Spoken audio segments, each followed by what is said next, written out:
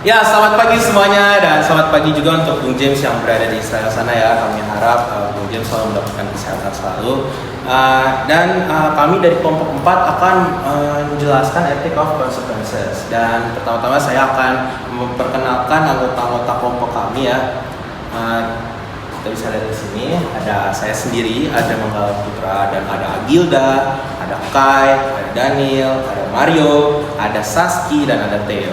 Dan untuk pertama-tama kita akan menjelaskan tentang mind mapnya terlebih dahulu dan akan dijelaskan oleh narasumber pertama kita, Saski.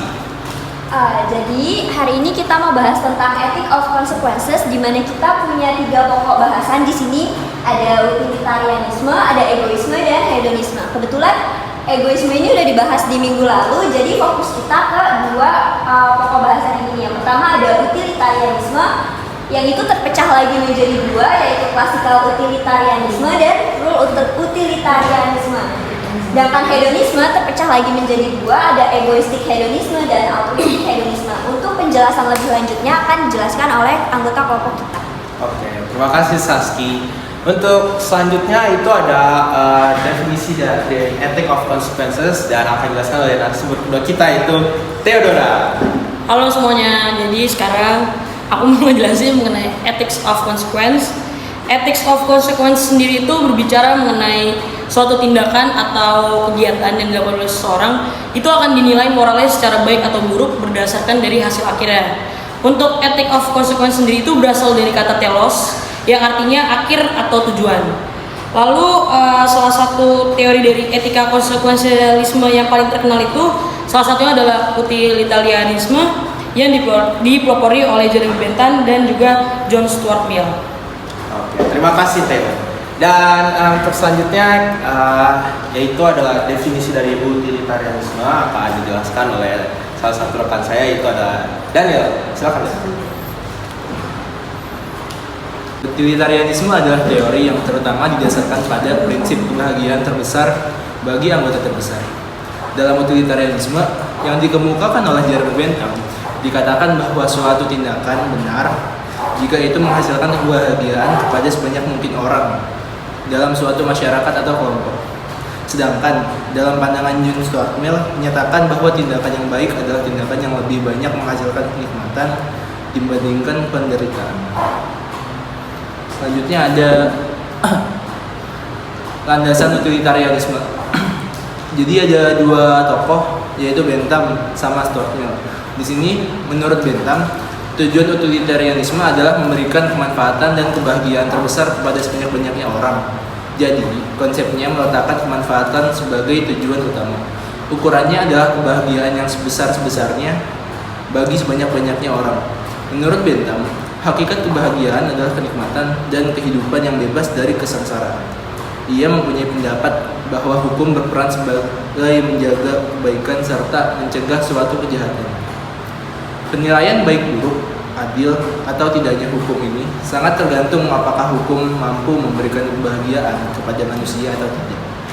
Lebih lanjut, Bentham berpendapat bahwa keberadaan negara dan hukum semata-mata sebagai alat untuk mencapai manfaat yang hakiki, yaitu kebahagiaan mayoritas rakyat.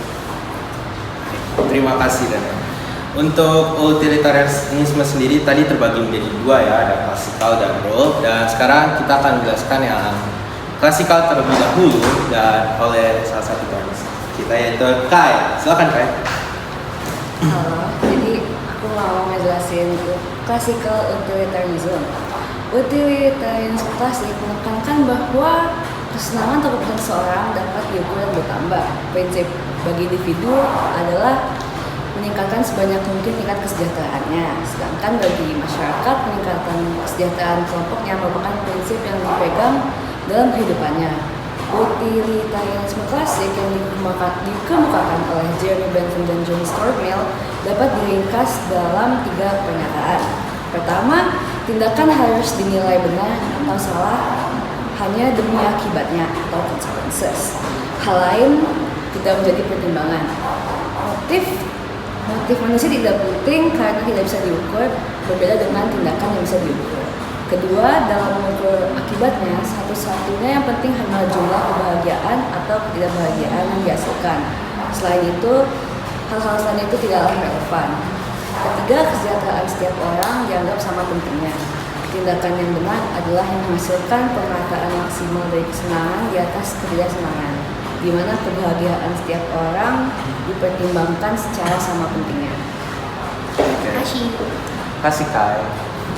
Dan untuk contoh dari utilitarianisme yaitu bayangkan ada seorang dokter yang mempunyai 6 pasien yang sekarat namanya ini. Tapi dokter ini hanya mempunyai 5 obat yang tersisa. Dan salah satu dari pasien itu membutuhkan 5-5-nya untuk bertahan hidup, sedangkan 5 pasien lain hanya membutuhkan 1 dari obat itu.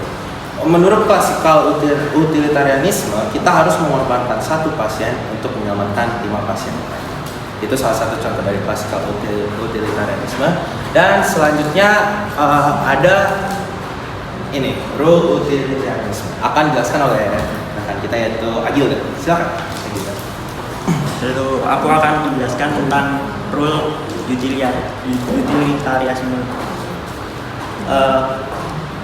Rule utilitarianisme adalah tindakan yang mengikuti suatu aturan yang sesuai dengan kebaikan bagi kebanyakan orang, dan baik atau buruknya suatu moral itu sendiri dilihat dari aturan. Selanjutnya saya akan memberi contoh. Contohnya ada pencurian ayam yang pelakunya sudah 4 kali keluar masuk penjara untuk kasus yang sama. Lalu muncul pertanyaan, apakah boleh jika pelaku tetap melakukan tindakan pencurian yang sama untuk kelima kalinya, ia dihukum penjara seumur hidup? Dalam rule utilitarianisme,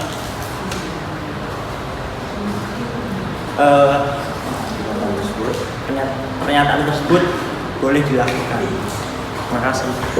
Terima kasih Agil. Dan selanjutnya kita akan melihat perbedaan dari klasikal utilitarian dan rule utilitarian yang akan dijelaskan oleh teman saya yaitu Mario.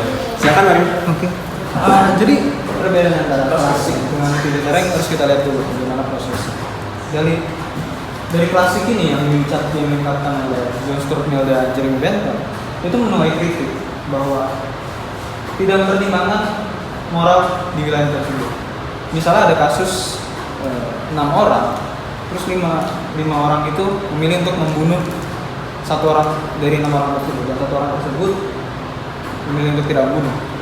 Maka dalam kasus itu, dalam klasik utilitarian, tentu pembunuhan terhadap 1 orang itu etis bagi klasik utilitarian tersebut. Nah, Stephen Townend, seorang filsuf dari Inggris, dia mengatakan bahwa untuk menjawab kasus ini tidak harus berdasarkan prinsip nilai guna, tapi berdasarkan aturan moral.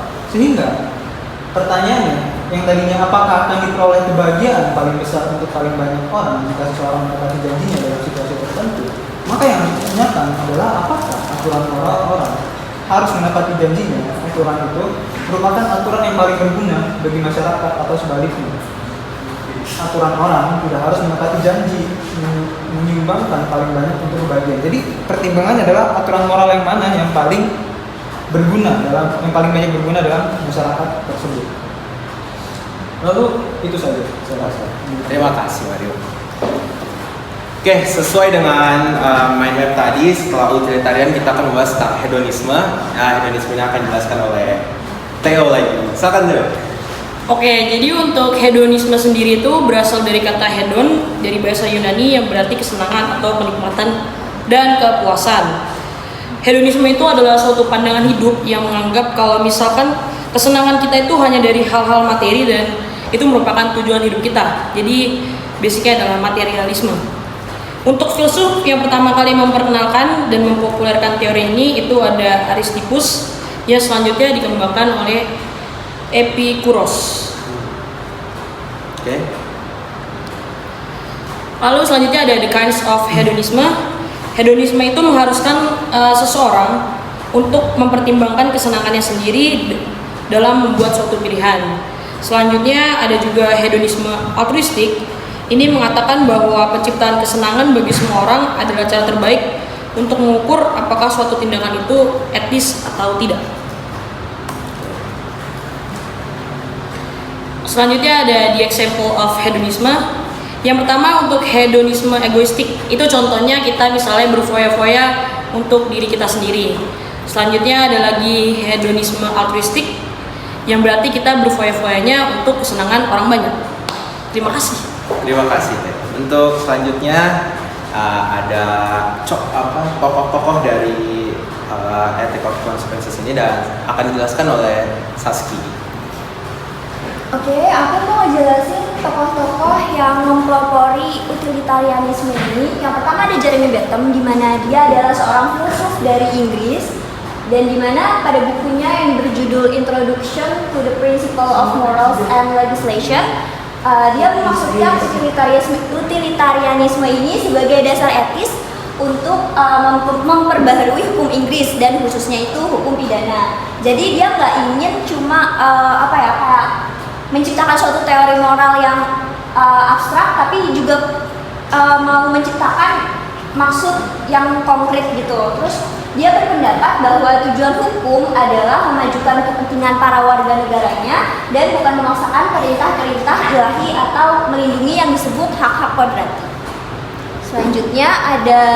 Tokoh selanjutnya ada John Stuart Mill.